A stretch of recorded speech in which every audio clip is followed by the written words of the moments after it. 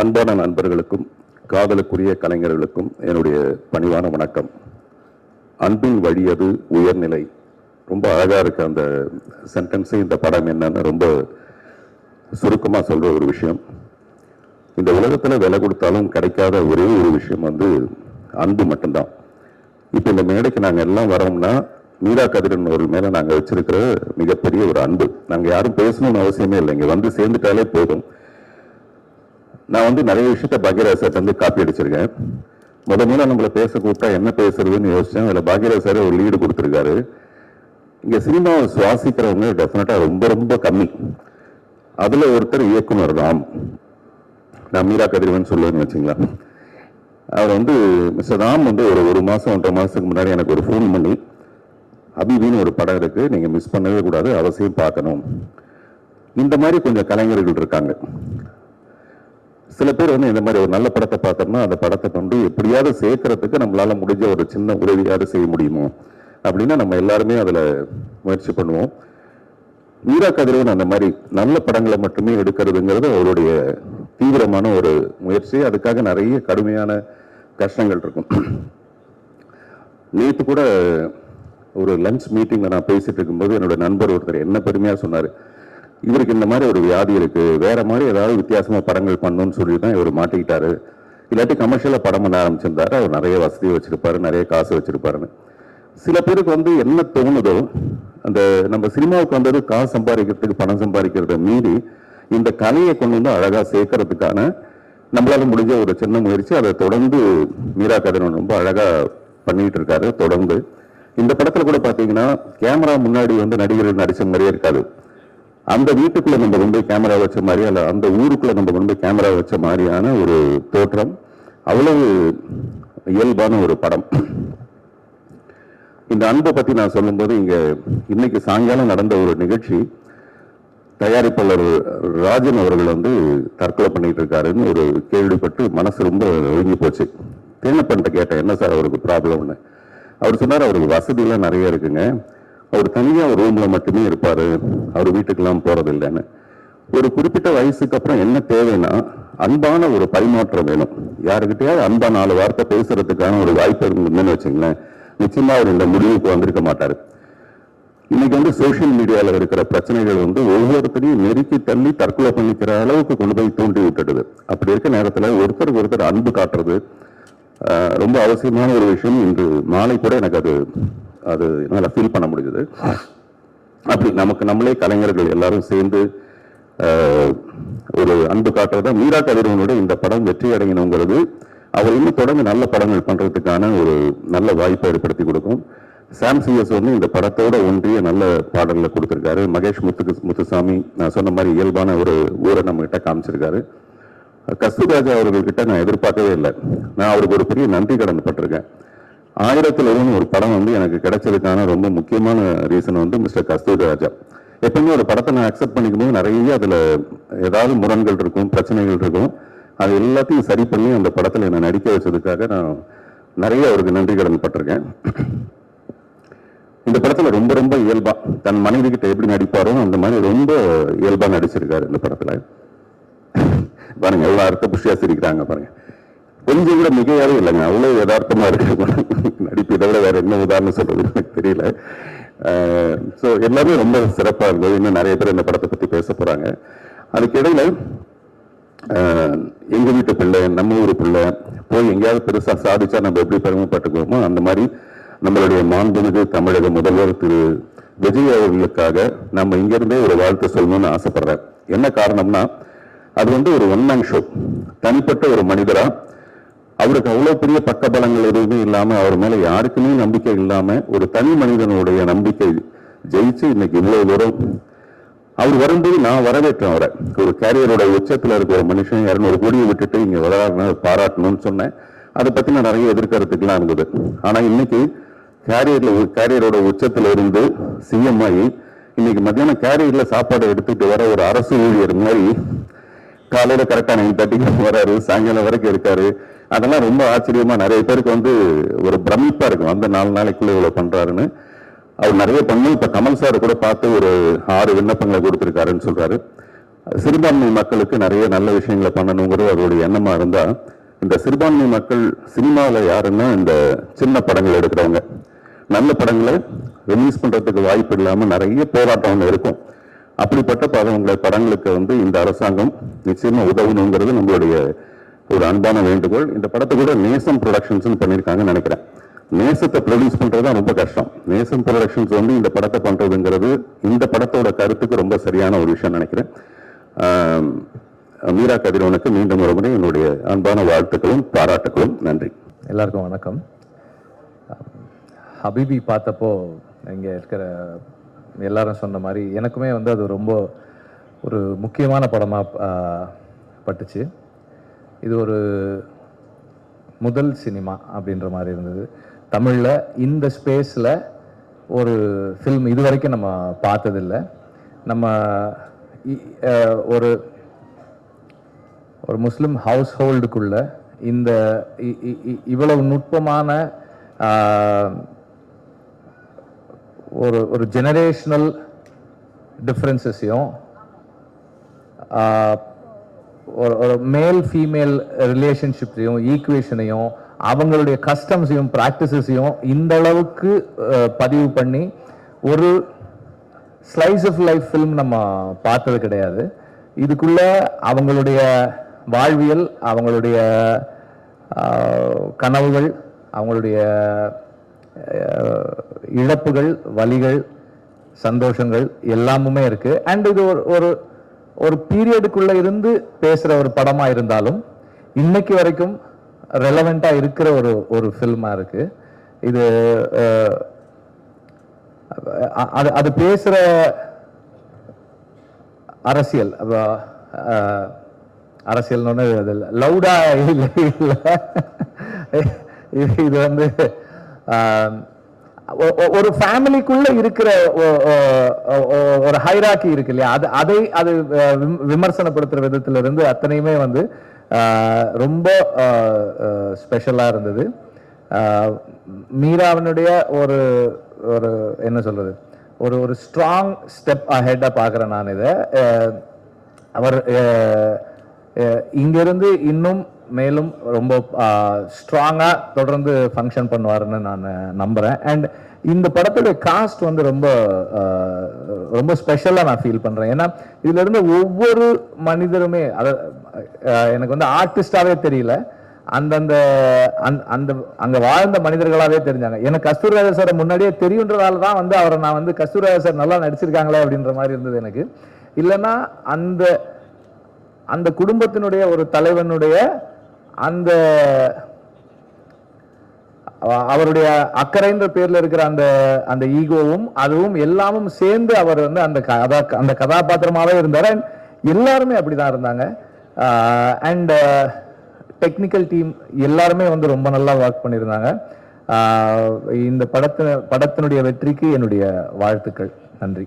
மீராக்கு ஒரு special congratulations from me also. Thank you. வணக்கம் எல்லாருக்கும். அவங்க என் பேரை மாற்றி சொல்லிட்டாங்க, சேரன் அப்படின்னு. என் பேர் சம்சுதீன்.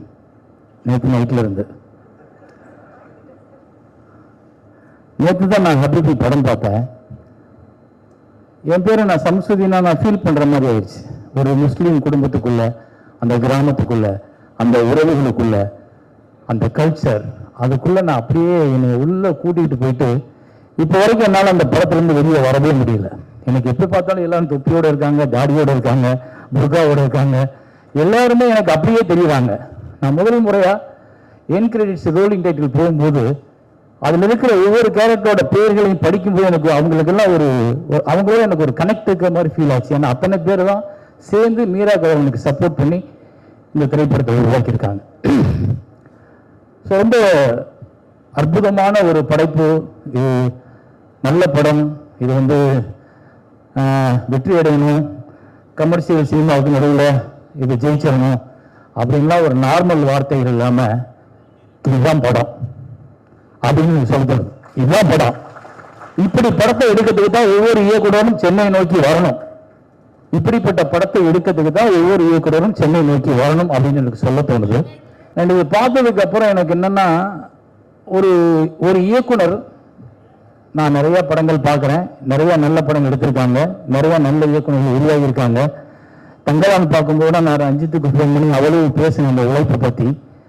ஆனால் ஒரு கடந்த 10 வருஷத்துல ஒரு கதைக்குள்ள இவ்வளவு இன்வால்வ் ஆகி இவ்வளவு கேரக்டர்ஸை அவ்வளவு இயல்பா உருவாக்கி ஒவ்வொரு கேரக்டரையும் உயிரோட்டமா மாற்றி நம்ம நம்ப வச்சு அந்த கிராமத்துக்குள்ள நம்மளே உள்ள போக வைக்கிறதுக்கு இந்த மீரா கதிரோட உழைப்பு வந்து ஹாட்ஸ் ஆஃப். அவ்வளவு உழைச்சிருக்காரு இந்த படத்துக்கு, ஒவ்வொரு ஃப்ரேம்லயும் உழைச்சிருக்காரு. நம்ம வந்து சில படங்கள் பார்ப்போம், ஒரு 10 சீன் நல்லா பண்ணிருப்பாங்க, ஒரு 5 சீன் நல்லா பண்ணிருப்பாங்க, பட்ஜெட்லயே சொல்லுவாங்க 5 சீன் நல்லா எடுங்க சார், மிச்சம்லாம் ஷூட்டிங்பாங்க. ஆனா அப்படி சினிமா நமக்கு எடுக்க தெரியாது.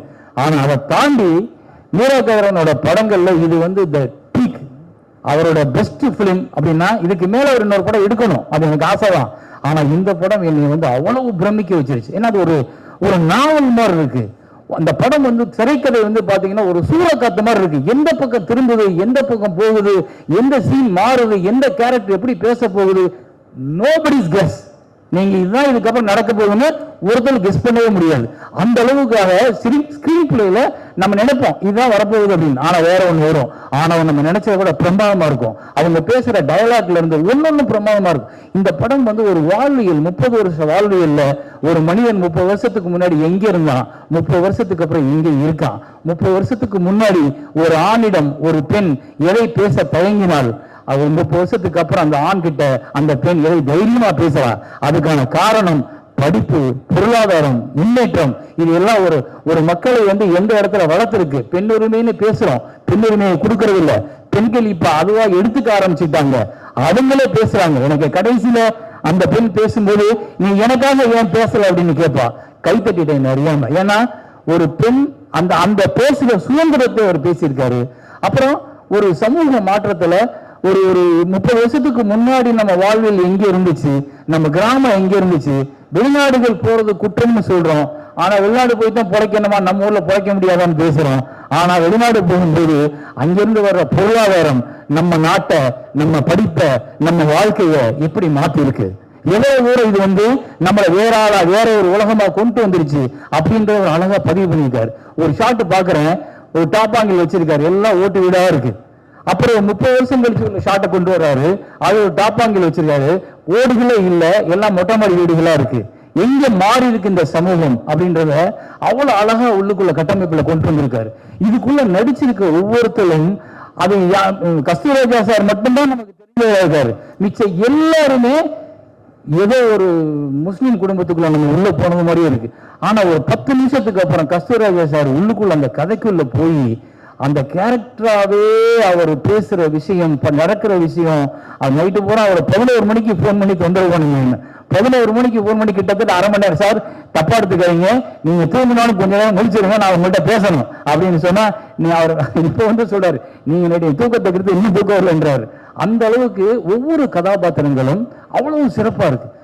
ரொம்ப எனக்கு ஏன் அவ்வளவு சந்தோஷம்னா, ரொம்ப வருஷம் ஆச்சு இப்படி ஒரு படம் பார்த்து, ரொம்ப வருஷம் ஆச்சு ஒரு டைரக்டர் இப்படி மெனக்கட்டு இருக்காண்டான்னு பார்த்து. இந்த டைரக்டர் மெனக்கட்டதுக்காக இல்ல, இங்க வந்து நிக்கணும், இந்த படம் என்ன ஆனாலும் தோல்ல நம்மளும் சேர்ந்து சுமக்கணும். இந்த மாதிரி படங்கள் ஜெயிக்கும் போதுதான் நல்ல சினிமாக்கள் மீண்டும் வர ஆரம்பிக்கும்.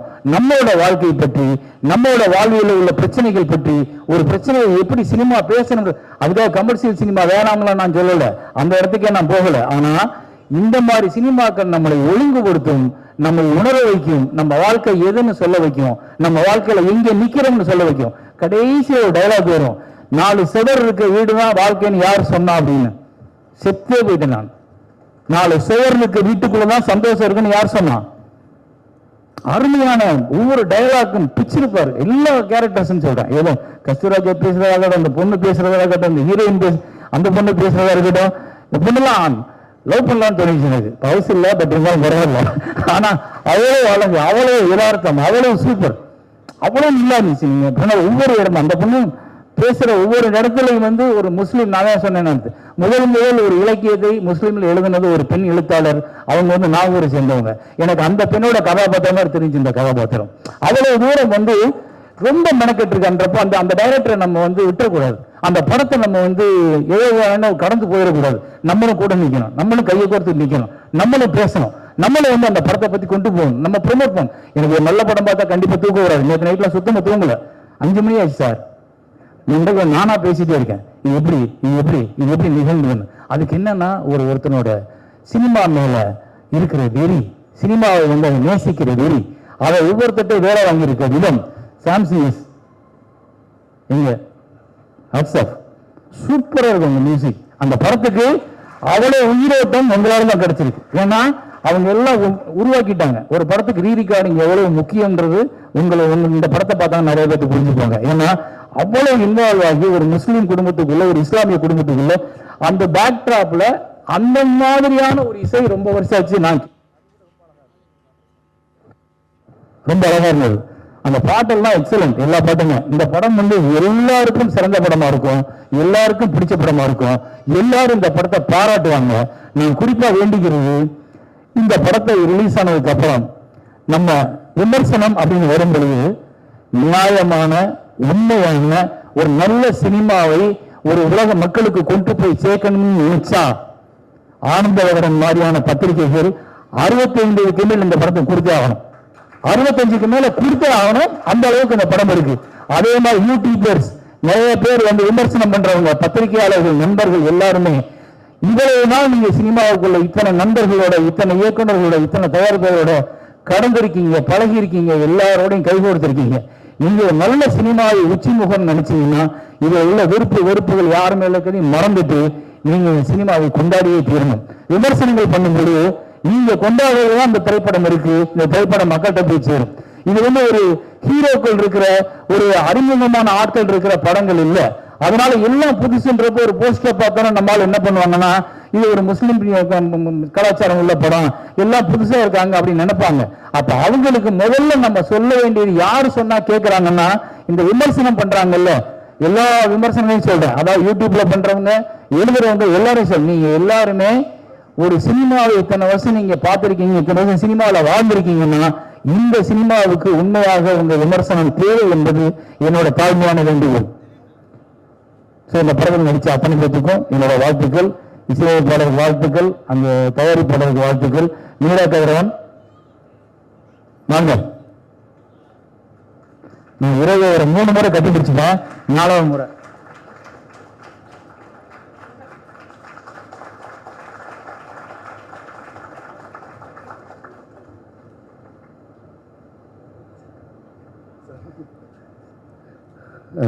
பேசணும் நிறைய. இந்த ஹபீபி இப்படி வந்திருக்குன்னா சேரன் சார் வந்து போட்ட பாதை. தமிழ் சினிமாவில் ஆகச்சிறந்த ஒரு ஃபிலிம் மேக்கர். அவருடைய படங்கள் பார்த்தா நாங்கள் வந்து இன்ஸ்பயர் ஆகி இந்த இடத்துக்கு வந்திருக்கிறோம். சேரன் சார் வந்து ஆக்சுவலி அவரெல்லாம் சிந்திக்க மாட்டோம்னு நான் எழுந்திருக்கிறேன். வந்து இன்னைக்கு அவர் வாயால் நான் இவ்வளோ கேட்குறதுங்கிறது வந்து இறைவன் மிகப்பெரிய நன்றி.